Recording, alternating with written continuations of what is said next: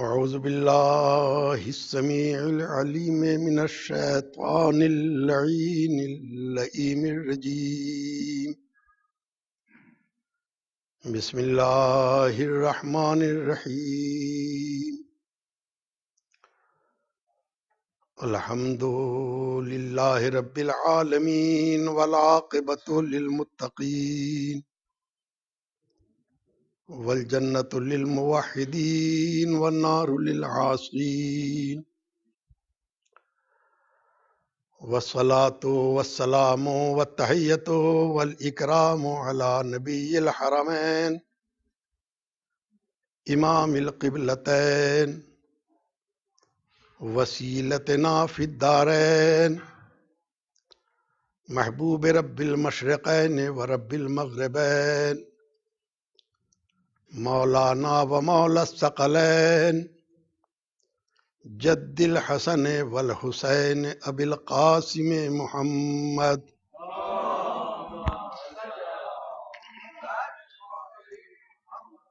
وأهل بيته الطيبين الطاهرين المعصومين المظلومين. أما بعد، فقد قال الله سبحانه تبارك وتعالى في كتابه المبين وهو أصدق القائلين. بسم الله الرحمن الرحيم. اهدنا الصراط المستقيم صراط الذين أنعمت عليهم غير المغضوب عليهم ولا الضالين.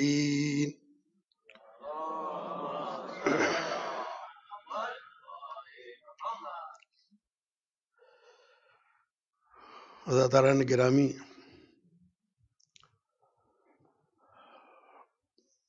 مجھے عوام کا مقرر سے رابطہ مختلف طریقوں سے ہوتا ہے.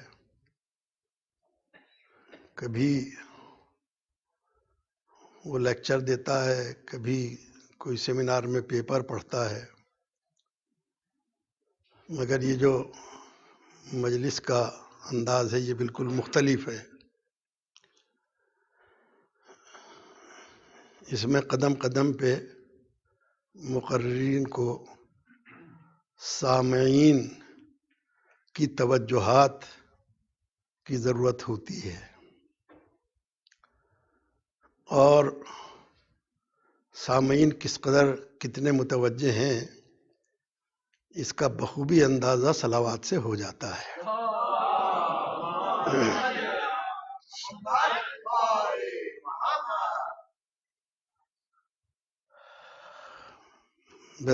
برادران گرامی قدر،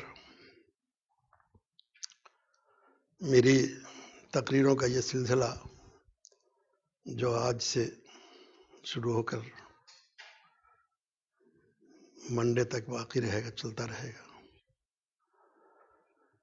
اس کے لیے میں نے جو آیت آپ کے سامنے تلاوت کی ہے، بلکہ آیتیں تلاوت کی ہیں، وہ ایسی ہیں کہ جن سے آپ بخوبی آشنا ہیں. بطور تمہید اتنا عرض کر دوں کہ اس کائنات کے خالق اور پروردگار نے اس کائنات میں طرح طرح کی چیزیں پیدا کی ہیں. اس کی مخلوق عجب عجب ڈھنگ کی ہے،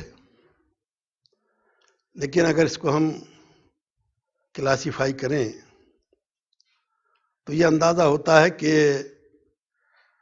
اس نے اپنی مصلحتوں کے ساتھ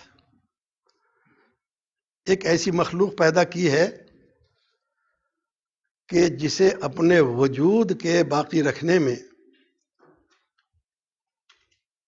نہ ضرورت ہے کسی چیز کی، نہ خواہش ہے. ایسی مخلوق ہے کہ جو اپنے وجود کے لیے نہ کسی چیز کی ضرورت مند ہے، نہ اسے خواہش ہے. یہ وہ مخلوق ہے کہ جسے ہم پتھروں کی کیٹیگری میں رکھ سکتے ہیں. ہزاروں لاکھوں کروڑوں برس سے جو پتھر کہیں پڑا ہوا ہوگا وہ پڑا ہوا ہے، مگر اسے اپنے وجود کو باقی رکھنے میں کسی چیز کی حاجت نہیں ہے۔ وہ اگر پانی میں پڑا ہے تو وہاں بھی ہے، وہ اگر کہیں صحرا میں پڑا ہوا ہے تو وہاں بھی ہے، نشیب میں پڑا ہے تو وہاں بھی ہے، پہاڑوں کے اوپر ہے تو وہاں بھی ہے۔ اسے کسی چیز کی کبھی کوئی ضرورت نہیں ہوتی، یہ اس کی مخلوق ہے۔ اس معبود برحق نے، اس خالق با کمال نے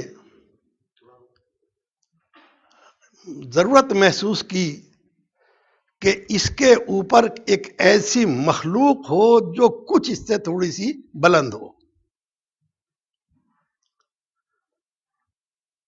چنانچہ اس صاحب کن فیکون نے ایک ایسی مخلوق کو پیدا کیا کہ جسے ضرورت تو ہے مگر خواہش نہیں ہے۔ یہ اس کی مخلوق کا دوسرا درجہ ہے، اس سے بلند ہے۔ اسے ضرورت تو ہے مگر خواہش نہیں ہے۔ وہ کبھی یہ نہیں بتائے گا کہ مجھے پانی چاہیے، ہوا چاہیے، غذا چاہیے، کچھ کہے گا نہیں، ضرورت ہے۔ اس کیٹیگری کو ہم پیڑ پودے کہتے ہیں۔ یقیناً ایک پیڑ، ایک پودا، ایک شجر، ایک درخت اپنے وجود میں ہوا کا بھی محتاج ہے، پانی کا بھی محتاج ہے، زمین کا بھی محتاج ہے، مگر اپنی زبان سے یا اپنے کسی عمل سے وہ اس خواہش کا اظہار نہیں کرتا۔ وہ اس خواہش کا کبھی اظہار نہیں کرتا ہے۔ ضرورت ہے، خواہش نہیں ہے۔ اس نے اس کے لیے بھی انتظام کیا۔ اب پھر اس کی قدرت نے اور اس مصور نے ایک ایسی تصویر کی ضرورت سمجھی کہ ایک ایسی مخلوق پیدا کی جائے جو ان دونوں سے بلند ہو، جسے ضرورت بھی ہو، خواہش بھی ہو، اور وہ خواہش کا اپنی کسی طریقے سے اظہار بھی کرتا ہے، اپنے چھوٹے سے دائرے میں، سرکل میں اسے پورا کرنے کی کوشش بھی کرتا ہے۔ یہ تیسرا طبقہ اس کی مخلوق کا حیوان کہلاتا ہے، جانور کہلاتے ہیں۔ انہیں اپنے وجود کو باقی رکھنے میں ضرورت بھی ہے، غذا بھی چاہیے، اور کسی نہ کسی عنوان سے اپنی خواہش کا اظہار بھی کرتے ہیں،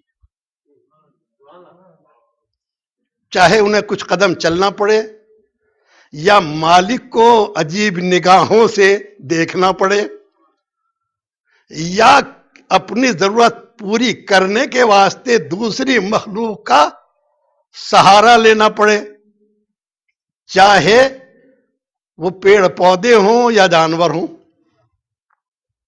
وہ دونوں طریقے سے اپنے پیٹ کو بھرنے کی کوشش کرتا ہے، چاہے پیڑ پودے کے ذریعے یا جانوروں کے گوشت کے ذریعے۔ مگر یہ عجب اہتمام ہے اس کی طرف سے، اس معبود کی طرف سے عجب قسم کا انتظام ہے کہ اس نے اس جانور کو، کہ جسے اپنے وجود کو باقی رکھنے کے لیے ضرورت ہے پیڑ پودوں کی یا حیوان کے دوسرے جانوروں کے گوشت کی، مگر نظام عجیب ہے کہ جو جانور پیڑ پودے کھاتے ہیں، پتیاں کھاتے ہیں، وہ گوشت نہیں کھاتے۔ جو گوشت کھاتے ہیں وہ پیڑ پودے نہیں کھاتے۔ شیر کو آپ 10 دن بھوکا رکھیے مگر گھاس نہیں کھائے گا۔ اللہ اکبر۔ اور بکری کو آپ 20 دن بھوکا رکھیے وہ گوشت نہیں کھائے گی۔ یہ کچھ ایسا سسٹم اس نے بنایا ہے، ایسی فطرت ان کی بنا دی ہے کہ وہ ان حدود سے آگے نہیں بڑھ سکتے۔ عجیب ہے یہ حضرت انسان. یہ وہ ہے کہ سبزی بھی کھاتا ہے، گوشت بھی کھاتا ہے، اور اگر اس سے بھی بس نہیں چلتا تو سبزی کو کچا بھی کھاتا ہے. اس کی کوئی رکاوٹ نہیں ہے. لیکن یہ منزل بات کی ہے. اس نے حیوان کو پیدا کیا، جسے ضرورت ہے وہ اپنے ضرورت کو پورا کرنے کے لیے کوششیں بھی کرتا ہے، چلتا ہے، پھرتا ہے. اس کو ادھر سے ادھر جانے کی صلاحیت بھی ہے، جو نہ پتھر کو ہے نہ پیڑ پودوں کو ہے. اس میں یہ صلاحیت ہے کہ یہ اپنے ضرورتوں کو پورا کرنے کے لیے کہیں آ جا سکتا ہے. اس کے بعد میں اس مالک نے ایک اور مخلوق پیدا کی، اور اس کو بیان کرنے کے لیے مجھے اپنے الفاظ کچھ ناقص سے محسوس ہو رہے ہیں. اس لیے میں مولائے کائنات حضرت امیر المومنین کا ایک قول پیش کر رہا ہوں.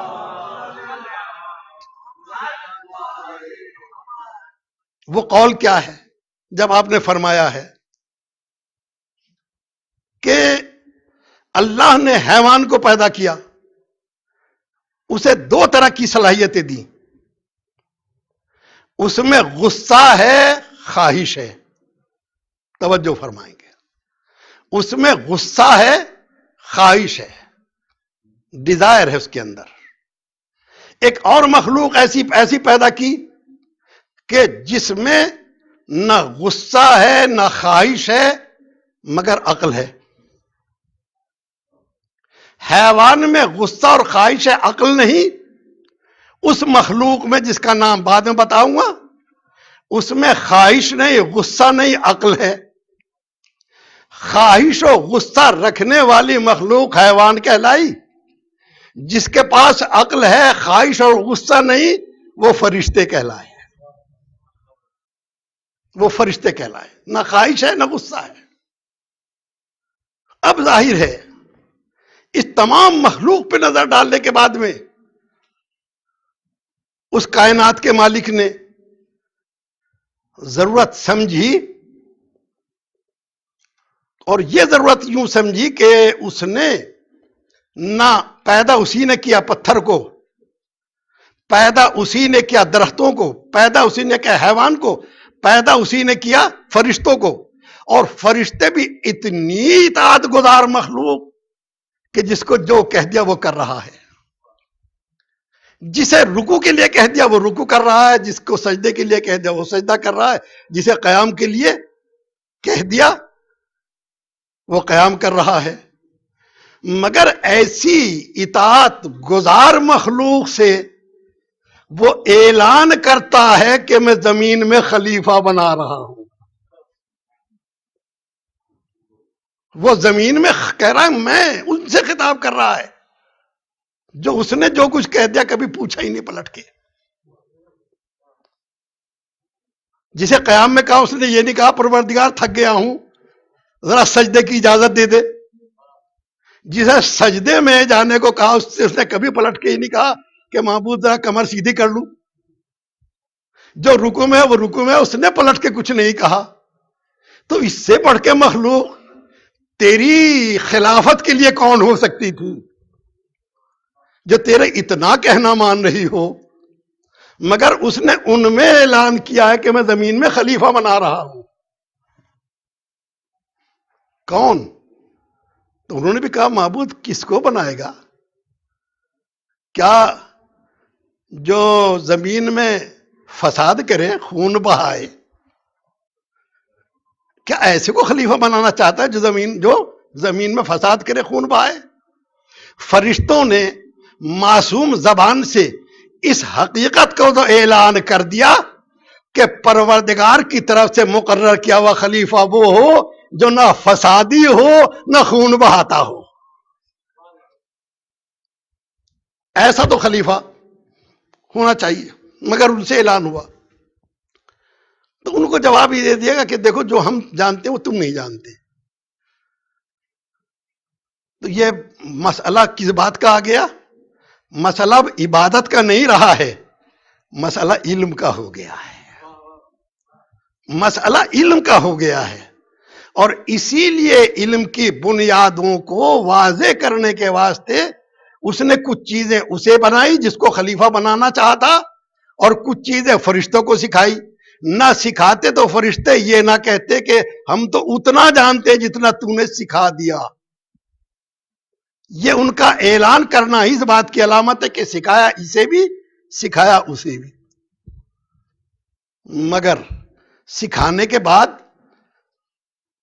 آخر وجہ کیا تھی کہ انہوں نے کہا ہم اتنا جانتے جتنا تو جانتا ہے؟ اس نے نام بتا دیے۔ تو سکھایا فرشتوں کو بھی، سکھایا آدم کو بھی۔ فرق کیا تھا کہ فرشتوں کا علم جتنا سکھایا اتنا ہی محدود ہو کر رہ گیا۔ انسان کو وہ صلاحیت عطا کی ہے کہ جتنا سکھایا گیا ہے اس کو کام میں لے کے اس نے نئے راستے تلاش کر لیے۔ صلوات بر محمد والے محمد۔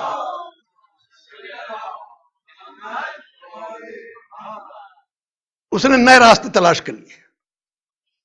اور میرے عزیزوں، جو میں نے عرض کیا تھا کہ مولا کائنات نے جو تعارف کرایا، فرماتے ہیں کہ حیوان کو اللہ نے خواہش دی ہے، غصہ دیا ہے، عقل نہیں دی۔ فرشتوں کو عقل دی ہے، خواہش نہیں دی، غصہ نہیں دیا۔ انسان کو تینوں صفات دی ہیں، اس میں خواہش بھی ہے، غصہ بھی ہے، عقل بھی ہے۔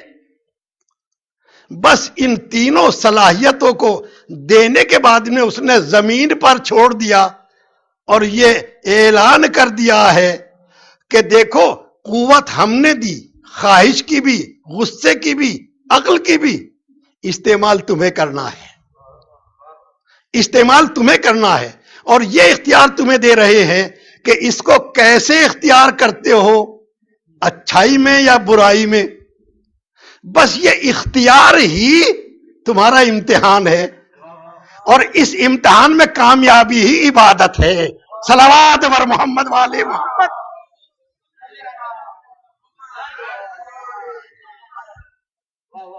اسی امتحان میں کامیابی تمہاری عبادت ہے۔ ورنہ اگر سجدے چاہیے ہوتے تو فرشتے کم نہ تھے، رکوع چاہیے ہوتے تو فرشتے کم نہیں تھے، قیام چاہتا تو رکوع تو فرشتے کم نہیں تھے۔ اس نے تو کہا کہ بس ہم تو یہ دیکھنا چاہتے ہیں اس دیے ہوئے اختیار کو تم ہماری مرضی کے مطابق استعمال کرتے ہو یا اپنی مرضی کے۔ اپنی مرضی کے مالک تم ہو، ہماری مرضی کے حساب سے اگر تم نے کام کیا تو بستر پر بھی سو گے تو مرضی ہم خرید لیں گے، اور تلوار کی ایک جنبش بھی عبادت ثقلین پہ بھاری ہو جائے گی، اس لیے کہ ہماری عین مرضی کے مطابق چلائی گئی ہے۔ صلوات بر محمد والے محمد۔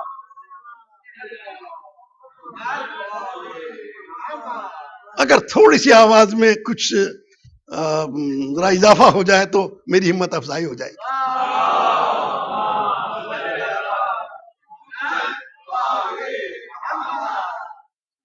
اللہ اکبر۔ اس نے کہا کہ دیکھو بس ہم یہی چاہتے ہیں، یہ جو ہم نے طاقتیں تمہیں دی ہیں ان طاقتوں کو استعمال کیسے کرتے ہو۔ وَنَفْسٍ وَمَا سَوَّاهَا فَأَلْهَمَهَا فُجُورَهَا وَتَقْوَاهَا۔ قسم ہے نفس کی اور اس کی کہ جس نے نفس کو اپنے ٹھیک ٹھاک کر لیا۔ ہم نے تو الہام کر دیا اس کو اچھائی بھی برائی بھی۔ کامیاب وہ ہوا جس نے نفس کو پاک رکھا، برا وہ ہوا جس نے نفس کو گندا کر لیا۔ یہ اختیار دے دیا۔ اللہ اکبر۔ اب عزیزو تھوڑا سا تاریخ انسانیت کی طرف آپ کو متوجہ کرنا چاہتا ہوں۔ آپ ذرا ملاحظہ فرمائیں کہ ہدایت کی ضرورت تو پتھر کو تھی جسے کچھ بھی سمجھ نہیں، جسے کچھ پتہ ہی نہیں کہ کیا کرنا ہے کیا نہیں کرنا ہے۔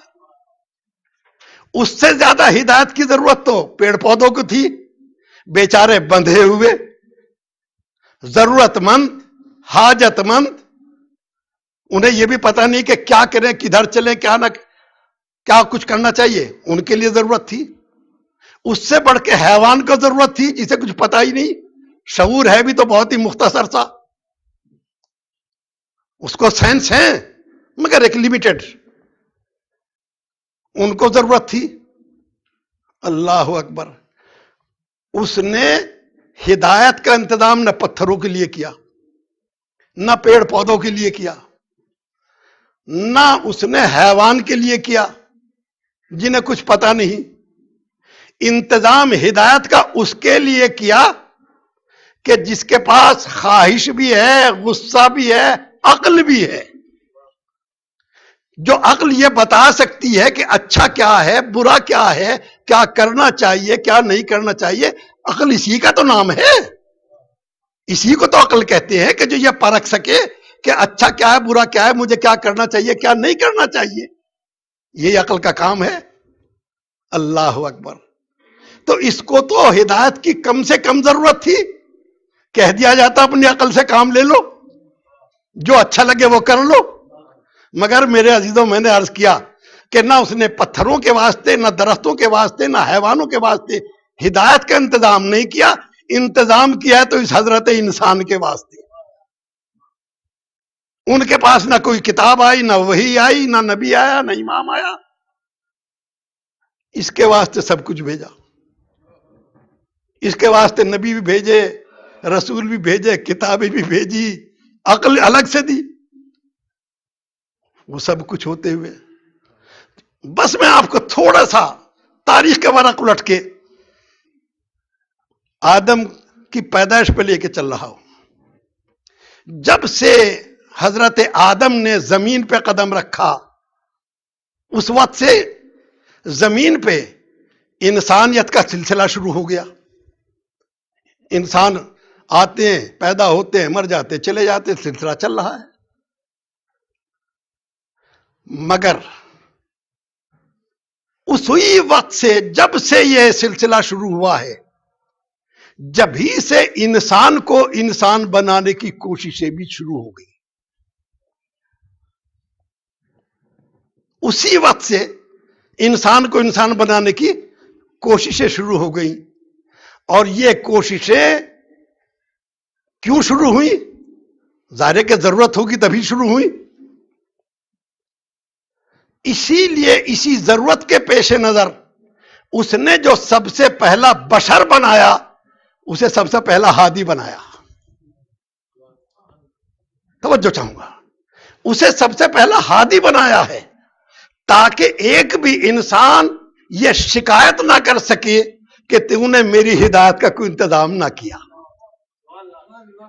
توجہ چاہوں گا، کسی ایک انسان کو یہ شکایت کا موقع نہ رہ جائے میرے معبود تو نے میری ہدایت کا انتظام نہ کیا، لہذا پہلے بشر کو پہلا ہادی بنا دیا ہے. اب کیا یہ فطرت کا، عقل کا، سینسز کا مطالبہ نہیں ہے کہ جو ایک آدمی کو بھی بغیر ہادی کے نہ چھوڑے، وہ آخری امت کو قیامت تک کے واسطے بغیر کسی ہادی کے چھوڑ دی. صلوات بر محمد والے محمد.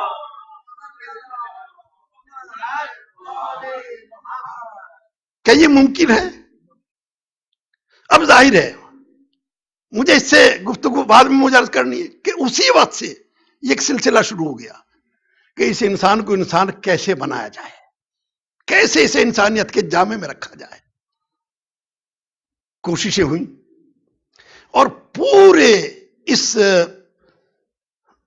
ماحول پہ اگر نظر ڈالیے تو ماشاءاللہ سے بھی صاحب علم، صاحب فضل ہیں اس مجمع میں تو صرف یاد دہانی مقصود ہے.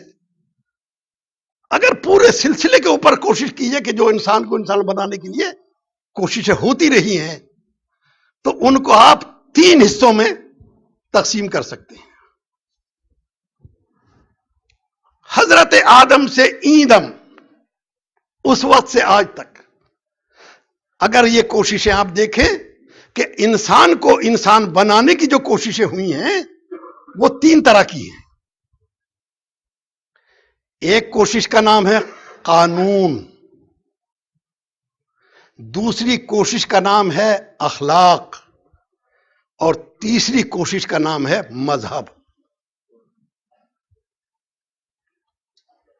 ہو سکتا ہے میرا محدود مطالعہ جتنا ساتھ دے رہا ہے میں اس پہ عرض کر رہا ہوں، میں اس دعوے کے ساتھ نہیں کہ اگر ہو سکتا ہے کہ میرے نگاہوں سے میرے مطالعے سے باہر کوئی چیز ہو، لیکن میرا جہاں اپنی اسٹڈی ہے وہ یہی ہے کہ اس وقت سے لے کے آج تک جتنی بھی کوششیں ہیں وہ 3 طرح کی کوششیں ہیں.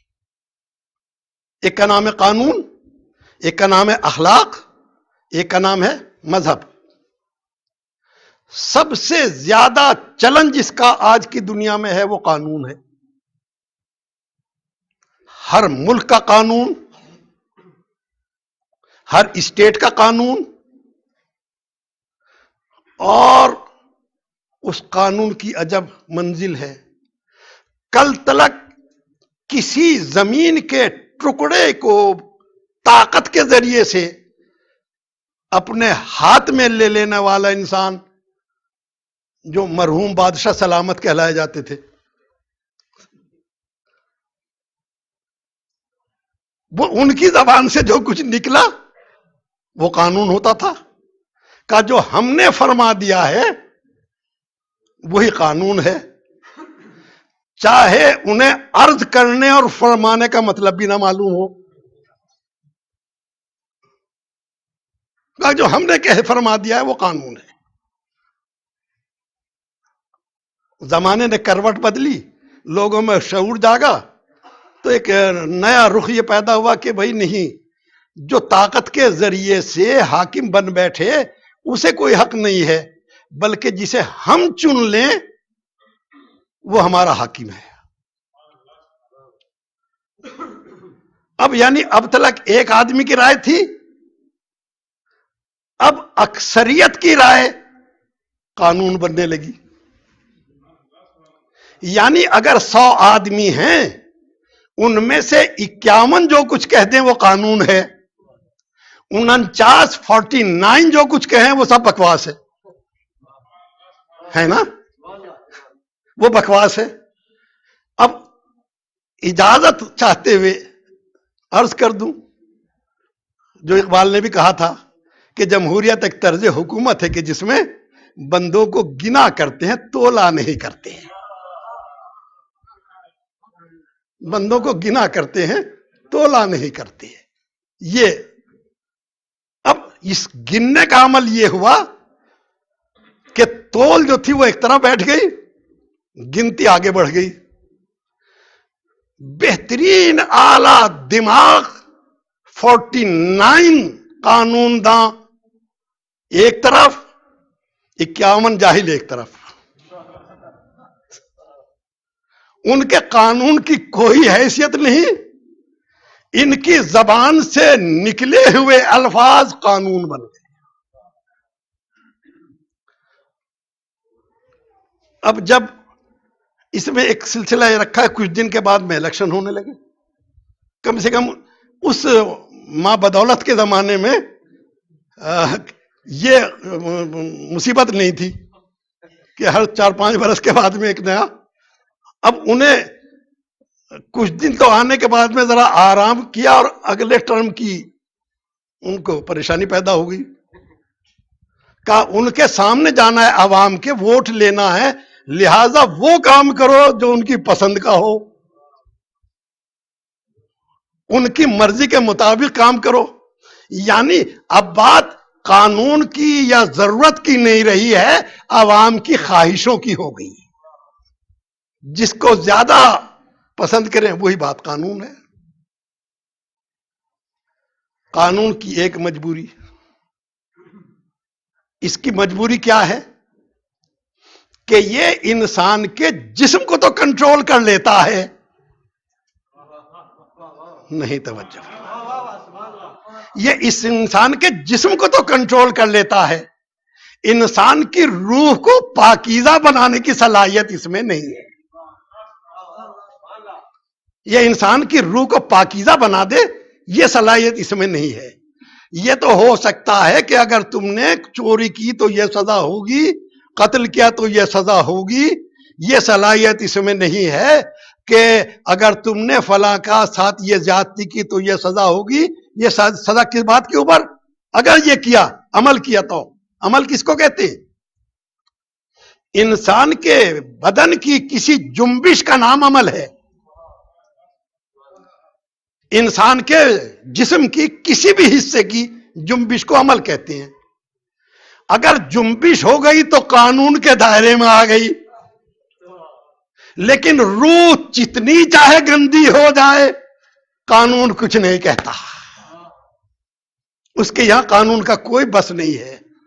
کوئی منصوبے بنا رہا ہے، کل کو یہ کرنا ہے، کل کو فلاں کا سامان چھیننا ہے، کل کو فلاں کے گھر پہ یہ زیادتی کرنی ہے، اس کے لیے کوئی قانون میں گنجائش نہیں ہے.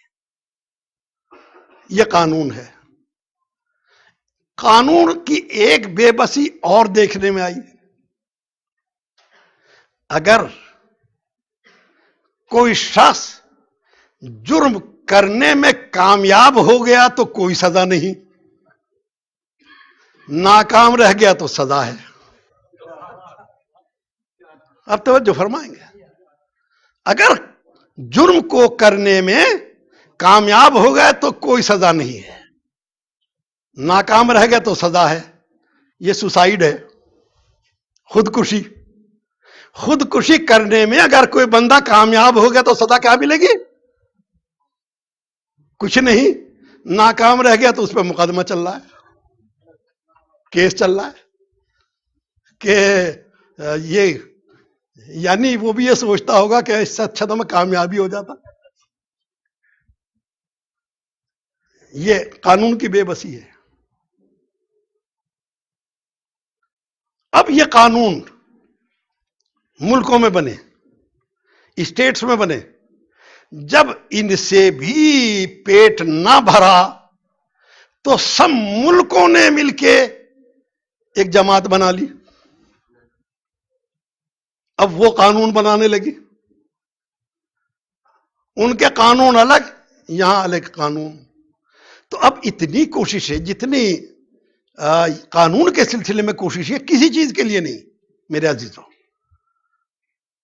جتنا کوئی خطہ سوائے کہیں ایسی جگہ ہو جو جنگل میں یا کہیں پہاڑوں پوڑوں میں رہتا ہو اس کے بارے میں نہیں عرض کرتا ہے، لیکن جو بھی زمین پہ انسان ہے وہ کسی نہ کسی عنوان سے قانون کے ماتحت ہے، قانون کی حکمرانی میں ہے. وہ روئے زمین پہ کہیں بھی ہو، کوئی ملک ہو. تو اب ہونا تو یہ چاہیے تھا کہ قانون کی اس ہمہ گیری کی بنا پر ایک بھی مجرم کہیں نظر نہ آتا. نہیں توجہ فرما رہے. ہر جگہ قانون، ہر محلے میں قانون، ہر اسٹیٹ میں قانون، ہر سڑک پہ قانون، ہر بستی میں قانون، ہر جگہ کے اوپر قانون. گھر میں ہے تو قانون، باہر ہے تو قانون. اتنی قانون کی جب وسعت ہے، پھیلا ہوا ہے، تو اس کا تقاضا کیا ہونا چاہیے تھا کہ ایک بھی مجرم نہ پایا جاتا. اگر کوئی حکیم نسخہ بھی لکھ دیتا کہ بھائی دوا کی خاطر کسی مجرم کے چہرے پہ نگاہ ڈال لینا، تو شاید ڈھونڈتے پھرتے نہ ملتا.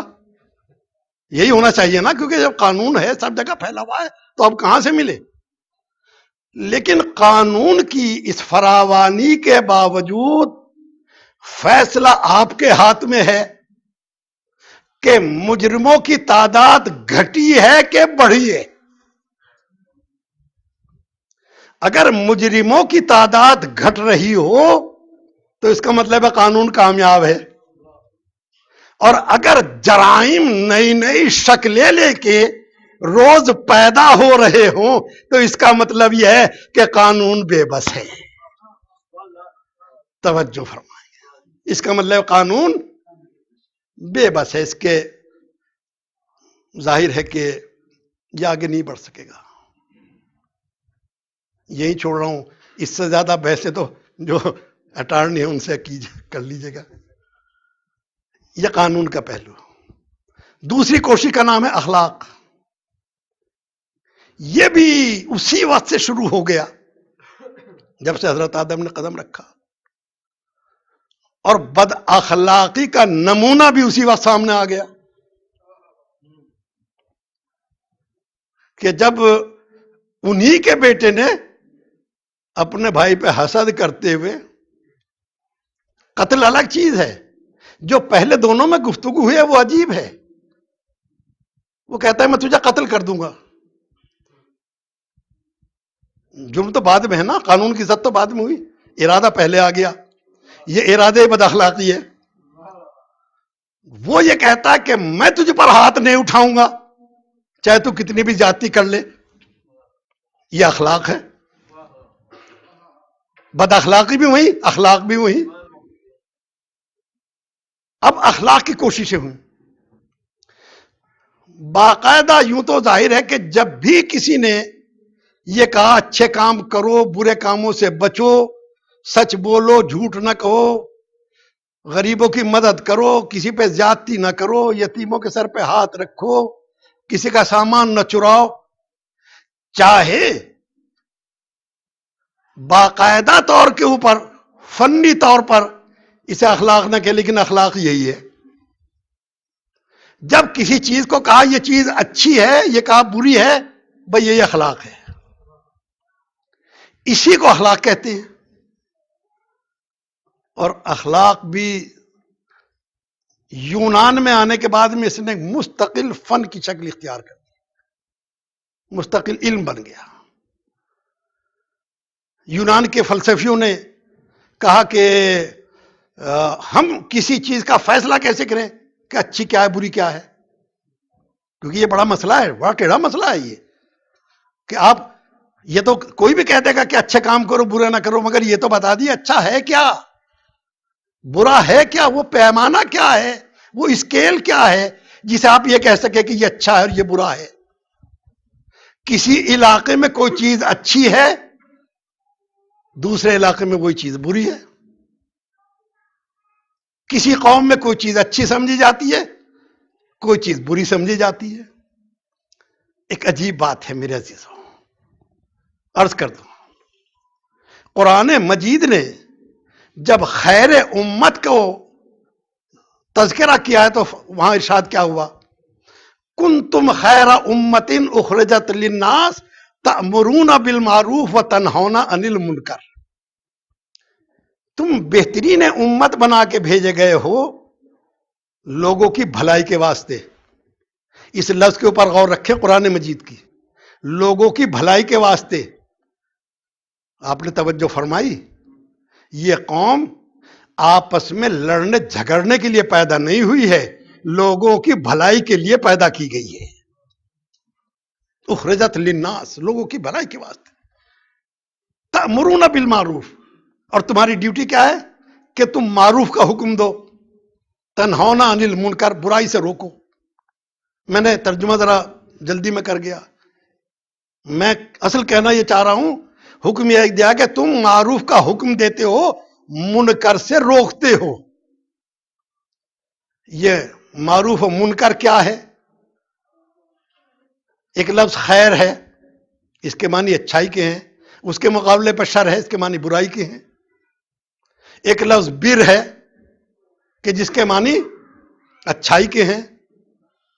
مگر قرآن مجید نے نہ خیر کا لفظ استعمال کیا ہے نہ بر کا استعمال کیا ہے، بلکہ اس نے جو لفظ استعمال کیے ہیں وہ معروف اور منکر. یہ معروف اور منکر کیا ہیں؟ آپ حضرات ماشاءاللہ وہ ہیں جو اردو سے بھی واقف ہیں اور انہوں نے ہندوستان یا پاکستان میں اشتہارات دیکھے ہوں گے یا مشاعروں میں شرکت بھی کی ہوگی، ان کے اشتہار پڑھے ہوں گے. جب اشتہار ہوتے ہیں تو وہاں یہ لکھا جاتا ہے کہ مثلا 3 دن مجلسیں ہوں گی، اس میں ملک کے مشہور و معروف علماء خطاب کریں گے. پڑھا ہوگا نا، مشاعرہ ہو رہا ہے تو اس میں کہا جاتا ہے کہ اس مشاعرے میں شرکت کیجئے، بر پار اور صغیر اور پتہ نہیں کہاں کہاں کے مشہور و معروف شاعر شرکت کر رہے ہیں. یہ معروف کیا ہے؟ اسی کے لیے تو کہا نا کہ تمہیں معروف کا حکم دیا گیا ہے، منکر سے روکنے کے لیے بھیجا گیا ہے. معروف کہتے ہیں جانی پہچانی چیز کو، توجہ فرمائیے، معروف کہتے ہیں جانی پہچانی ہوئی چیز کو. منکر کہتے ہیں اجنبی چیز کو، نامانوس چیز کو. اور قرآن مجید میں وہ واقعہ مذکور ہے، میری بات کی تائید کر رہا ہوں اپنے، کہ جب فرشتے حضرت ابراہیم کے پاس آئے ہیں تو قوم جا کے فرشتوں نے سلام کیا. جناب ابراہیم نے جواب دیا قال سلام قوم منکرون، کچھ اجنبی سی قوم ہے. غور فرمائیے گا، عرض کر رہا ہوں اجنبی سی قوم ہے. تو معروف کسے کہتے ہیں؟ جانی پہچانی چیز کو. منکر کہتے ہیں اجنبی چیز کو. یہ جو حکم دیا گیا ہے کہ تم معروف کا حکم دینا، منکر کو روکنا، یعنی ہم کوئی ایسی چیز نہیں دے رہے ہیں کہ جس سے تم آشنا نہ ہو، ہم تو ان چیزوں کی طرف بلا رہے ہیں جن سے تمہاری فطرت آشنا ہے، اور انہی چیزوں سے روک رہے ہیں کہ جن سے تمہاری فطرت نامانوس ہے. بس فطری جس انداز میں ہم نے پیدا کیا ہے اس کو اسی انداز سے کرتے رہنا، نیک کہلاؤ گے، اس سے ہٹ کر چلو گے تو برے کہلاؤ گے. صلوات بر محمد والی محمد.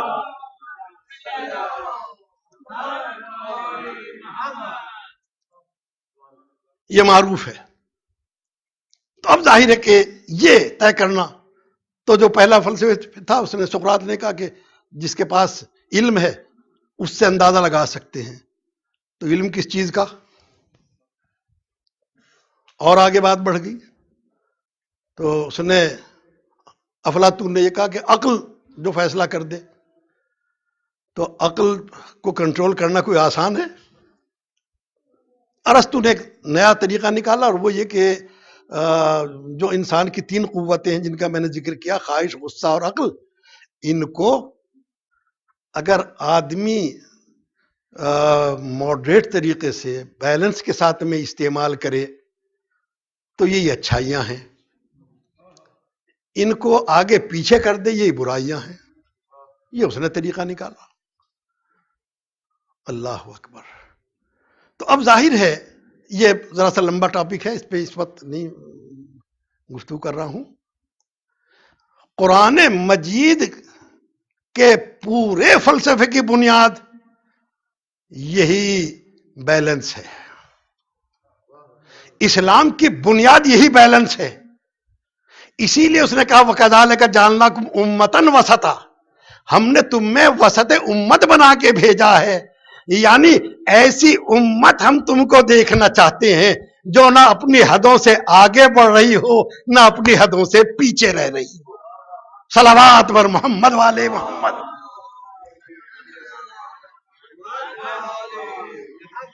یہ بات کی چیز ہے، اگر موقع ملا تو اس پہ ذرا تفصیل سے عرض کروں گا.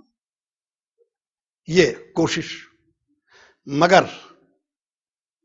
قانون سے الگ ہٹ کے جتنی زیادہ کوششیں ہو رہی ہیں وہ اخلاق کے اوپر ہیں.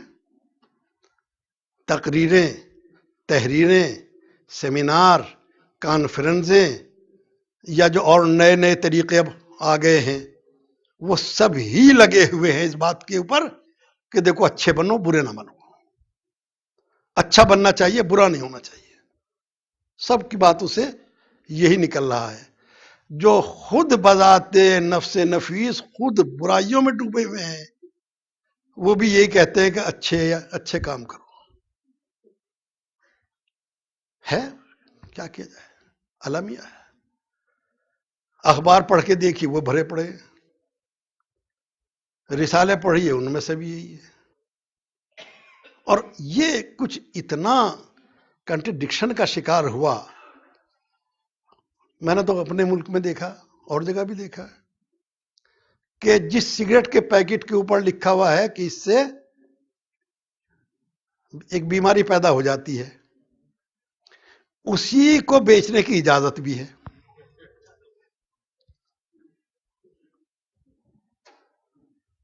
یا جس کے لیے لکھا جاتا ہے کہ شراب پینا وش سے بھی بھینکر ہے، زہر سے بھی زیادہ، اسی کے لائسنس بھی دیے جا رہے ہیں. یہ اخلاقیات کا مذاق نہیں تو کیا ہے. یہ اخلاقیات کا مذاق نہیں تو کیا ہے. اللہ اکبر. اسے بھی چھوڑ رہا ہوں. اگر جتنی کوششیں اخلاق کے سلسلے میں ہو رہی ہیں، اگر یہ کامیاب ہوتی تو کوئی بد اخلاق روئے زمین پہ نہ ملتا، ایک بھی نہ ملتا، ڈھونڈے سے بھی نہ ملتا. یہ دوسری کوشش ہے. تیسری کوشش جو اسی واسطے چل رہی ہے، اس کا نام مذہب ہے. اس کی بھی پوری کوشش کیا ہے؟ انسان کو انسان بنانا. یہی کوشش ہے اس کی کہ انسان بنا رہے، بس یہ اتنا ہی چاہیے. نتیجہ کیا ہے؟ ہر شخص مذہبی ہے. کوئی کسی کو مان رہا ہے، کوئی کسی کو مان رہا ہے، کوئی کسی کو مان رہا ہے، کوئی کس سے. مجھے کسی سے بحث نہیں ہے، ہم تو سبھی کا احترام کرتے ہیں. لیکن کوئی نہ کوئی کسی کو مان رہا ہے نا. تو اب کم سے کم اگر قانون فیل ہوا، اخلاقیات فیل ہو گئے، تو جو مذہبی طبقہ ہے وہ تو کامیاب ہوتا. جو مذہبی طبقہ ہے وہ تو ایک آئیڈیل ہوتا. وہ تو دنیا کے سامنے ایسا ہوتا، ہمیں دیکھ لو، نہ کسی قانون کی ضرورت ہے، نہ کسی اخلاق کی. میرے دوستو، سب سے زیادہ جو آج حالت زار ہے وہ اسی طبقے کی ہے. میں کسی پہ نہ تان کرنے کا عادی ہوں، نہ کر رہا ہوں. ایک بات کہہ رہا ہوں، سب سے بری حالت اسی کی ہے. جتنا خون انسانیت کا مذہب کے نام پر بہایا گیا ہے، اتنا کسی نام پر نہیں. نہ اخلاق کے نام پہ، نہ قانون کے نام پر. جتنا خون بے دردی کے ساتھ میں، بے رحمی کے ساتھ میں مذہب کے نام پر بہایا جاتا ہے، اتنا کسی کا نہیں. دیکھ لیجیے، اخبار بھرے پڑے، روزانہ پڑھ لیجیے. ذرا سی رائے بدلی واجب القتل. کم سے کم عدالتوں میں جو وکیل ایک دوسرے سے اختلاف کرتے ہیں، وہ اس اختلاف کو وہیں چھڑاتے ہیں، سڑک پہ آ کے ایک دوسرے کو قتل نہیں کرتے. یہ مذہب کا وہ طبقہ ہے، گروپ ہے، کہ جس کے یہاں برداشت نام کی چیز ہی نہیں.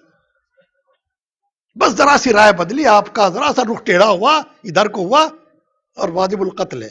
بچوں کو یتیم بنانا واجب ہو گیا ہے. عورتوں کو بیوہ بنا دینا اب ضروری ہو گیا ہے. برائی نہیں مٹ سکتی جب تک کہ ان کو ختم نہ کر دیا جائے. یہ مذہبی طبقہ ہے. اور پھر یہ کس طریقے سے ایکسپلائٹ کرتا ہے. خدا نہ خواستہ میں عرض کروں، مجھے کسی سے کوئی لینا دینا نہیں ہے، مگر یہ دیکھیے کہ بعض لوگ وہ ہیں کہ جن کے ہاتھ میں ہر وقت 1000-2000 جن رہتے ہیں، اور جس نے بھی اپنی کسی مصیبت کا اظہار کر دیا، اس نے بتا دیا کہ جن ہے. وہ جن جو اس پروردگار کے قبضے میں نہ آیا، وہ ان کے قبضے میں ہے.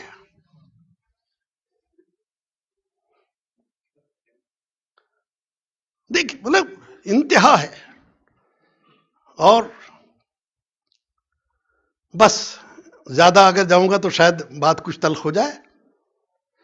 اس مذہبی طبقے میں اگر اس کی حالت کو دیکھ لیجیے تو کسی نے اس کو دیکھنے کے بعد میں کہا کہ مذہب اوپیم ہے، افیم ہے، اسے کھلا کے چاہے جو کچھ کہلا لیجیے. یہ کہا. جو حالت زار ہے وہ بھی سمجھ میں آ رہی ہے. بچوں کو سمجھا کے بے گناہوں کو قتل کرنے کے لیے بھیجا جاتا ہے، اور ایک اس میں سے ناکام رہ گیا. تو اخبار میں خبر آئی، جب اس سے پوچھا یہ تو کیوں کر رہا تھا، تو اس نے کہا کہ مجھے تو بتایا گیا تھا کہ یہ کام کرنا ہے. کہا تجھے پچھتاوا ہے؟ کہاں پچھتاوا اس بات کا ہے کہ میں کامیاب کیوں نہ ہوا. کہا اس میں پچھتانے کی کیا بات ہے کہ اگر میں کامیاب ہو گیا ہوتا تو اس وقت رسول اللہ کے ساتھ جنت میں بیٹھ کے ناشتہ کر رہا ہوتا.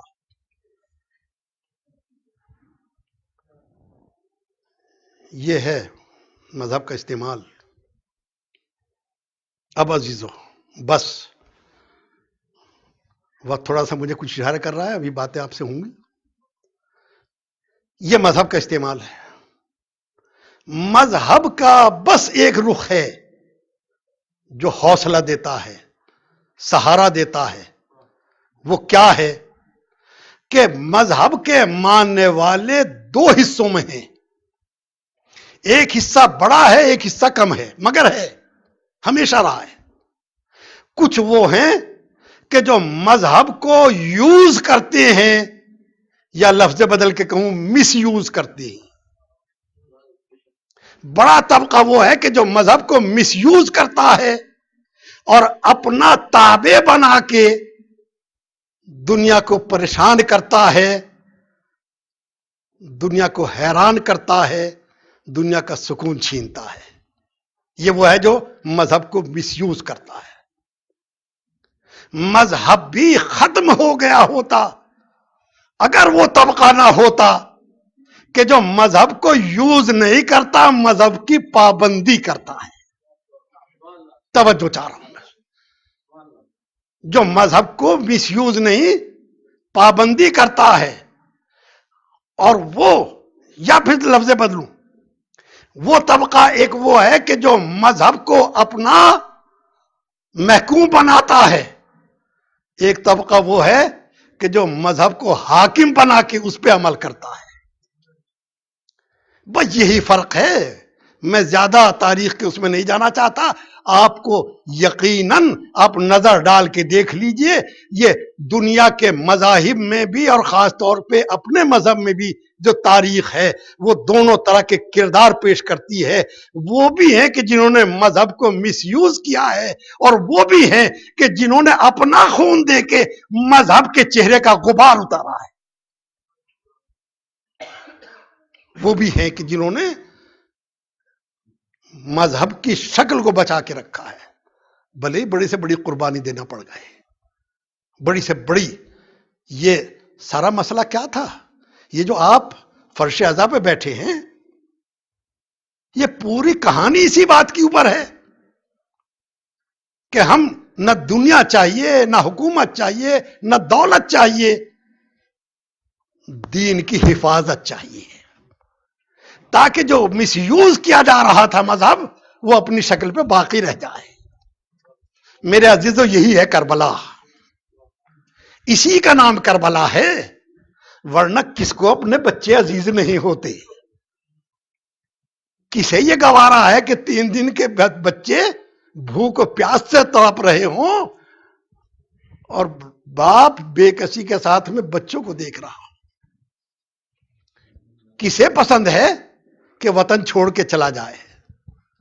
کسے پسند ہے کہ اسے یہ معلوم ہے کہ میرے بعد میرے گھر والوں کے ساتھ کیا سلوک ہوگا؟ کسے معلوم ہے؟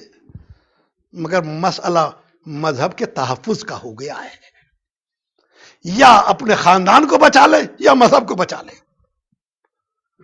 اور یہ وہ بڑی قربانی ہے امام حسین کی کہ ننھے ننھے بچوں کو تیروں کا نشانہ بنوا دیا، جوان بیٹے کی لاش اٹھا لی، کڑیل جوان بھائی کہ کٹے ہوئے ہاتھ دیکھ لیے مگر مذہب کے اوپر آنچ نہ آنے۔ یہ بیعت کیا ہے؟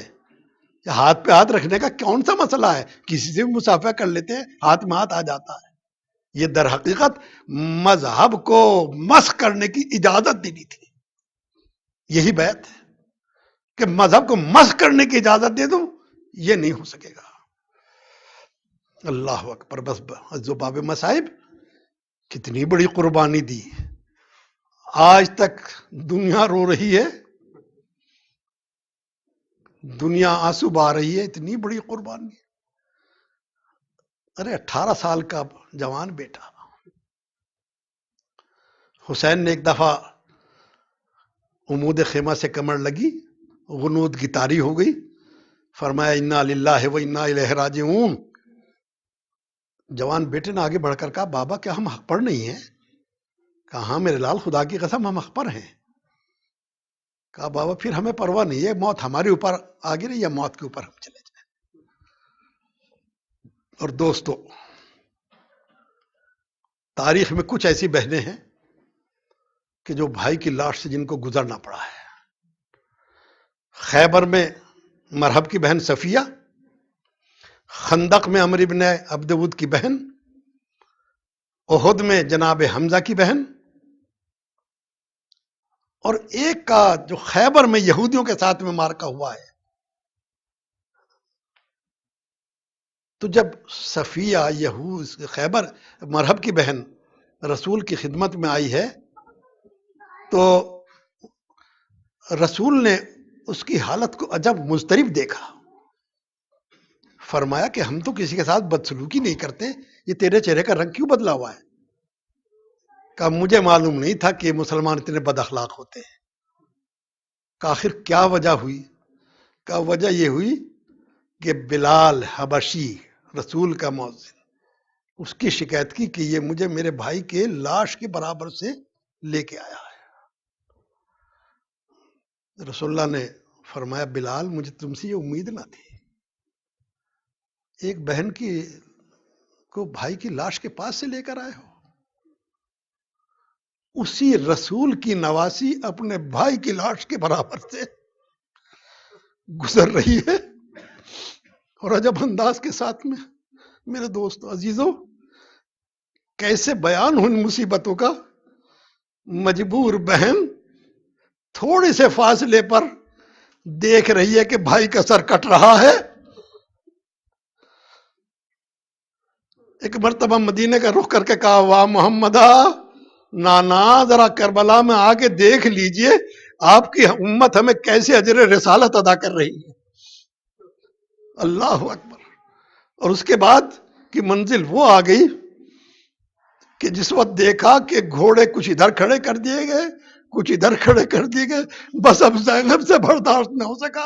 ایک بار فرماتی ہیں اے عمر سعد تو دیکھ رہا ہے میرے بھائی کی لاش پامال کی جا رہی ہے، کوئی بچانے والا نہیں ہے.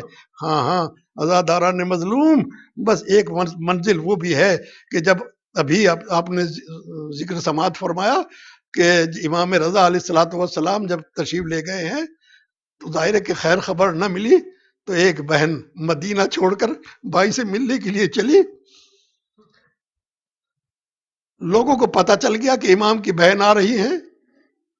ایک شہر کے لوگوں نے چاہا کہ بہن کو بھائی کی شہادت کی خبر دے دے، مگر ہمت نہ پڑی. کیسے بتائیں کہ آپ کا بھائی نہیں ہے؟ بس کالا لباس پہن کے کھڑے ہو گئے. بہن نے دیکھا یہ شہر غم کے لباس میں کیوں ڈوبا ہوا ہے. اتنا سنت کا میرے بھائی کی تو خیر ہے، صرف کالے لباس کو دیکھا کہا میرے بھائی کی تو خیر ہے. بس کس نے کہا شہزادی اب بھائی دنیا میں نہیں ہے. وہیں قیام فرمایا، وہیں انتقال ہو گیا، وہیں دفن ہو گئی. ہائے علی کی بیٹی حیدر کرار کی لاڈلی، کربلا سے کوفے سے شام، نیزے پہ سر حسین، پشت پر درے، ہاتھ بندھے ہوئے، بال کھلے ہوئے، آوازوں پہ آوازیں دی جا رہی ہیں. جنہیں علی کی بیٹیوں کا تماشا دیکھنا ہو وہ تماشا دیکھ لو، ایسے قیدی کبھی کسی نے دیکھے نہیں ہوں گے. اللہ اکبر. ایک بار امام سے کسی نے پوچھا مولا آپ کے اوپر سب سے زیادہ مصیبتیں کہاں پڑی؟ کہا شام شام شام. کہا مولا ایسی کیا مصیبت تھی؟ کہا ارے تمہیں کیا بتلائے کس انداز سے ہمارا مذاق اڑایا جا رہا تھا اسی بازار سے کہ جو دربار یزید تک جا رہا ہے. ایک بیوی بیٹھی ہے، کسی نے بتایا سر حسین آ رہا ہے. ایک وہ شخص ہے کہ جس نے یزید کے خلاف بغاوت کی تھی، ایک پتھر اٹھایا مظلوم کے سر پہ لگایا. ارے علی کی بیٹی تڑپتی رہ گئی بابا، ارے میرے بھائی کے سر پر بھی پتھر برسائے جا رہے.